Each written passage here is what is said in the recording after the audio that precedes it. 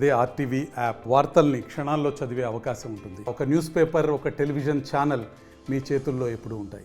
రాష్ట్ర వ్యాప్తంగా నెలకొన్నటువంటి కరువు మరి ఎంతో ఆశలతోటి రైతాంగం పంట వేసుకుంటే కనీసం నీళ్లు కూడా పూర్తిగా ఇవ్వలేనటువంటి దుస్థితిలో ఈ రాష్ట్ర ప్రభుత్వం ఉంది.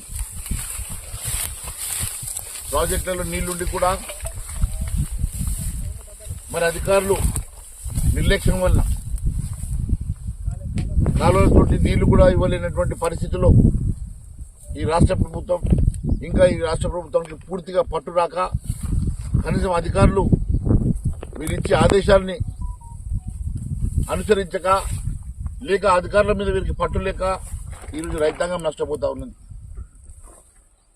ఎక్కడ చూస్తే అక్కడ రాష్ట్ర వ్యాప్తంగా ఆదిలాబాద్ నుంచి ఈరోజు నల్లగొండ వరకు ఏ ప్రాంతం వెళ్ళినా కూడా రైతాంగం ఈరోజు కన్నీటితో మా దగ్గరకు వచ్చేసి ఇలాంటి పరిస్థితి మా ఏకరు పెడుతూ ఉన్నారు. మరి ఇంత దారుణమైనటువంటి పరిస్థితి ఇప్పటి వరకు ఈ రాష్ట్ర ప్రభుత్వం ఎన్యుమరేషన్ కూడా చేయలేని పరిస్థితి.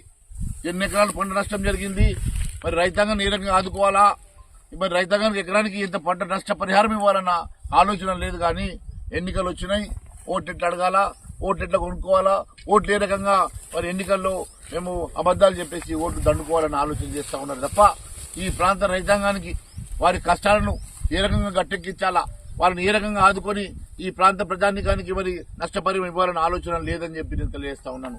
నేను ఒకటే డిమాండ్ చేస్తా ఉన్నాను, రాష్ట్ర ప్రభుత్వాన్ని వెంటనే ఈ రాష్ట్ర వ్యాప్తంగా ఉన్నటువంటి ఈ కరువుని ఎన్యుమరేషన్ చేసి మరి అంచనా వేసి ప్రతి రైతుకి నష్టం జరిగిన ప్రతి రైతుకి 25,000 రూపాయలు ఎక్స్గ్రేషియా ఇచ్చి వారిని ఆదుకోవాల్సిందిగా డిమాండ్ చేస్తా ఉన్నాను.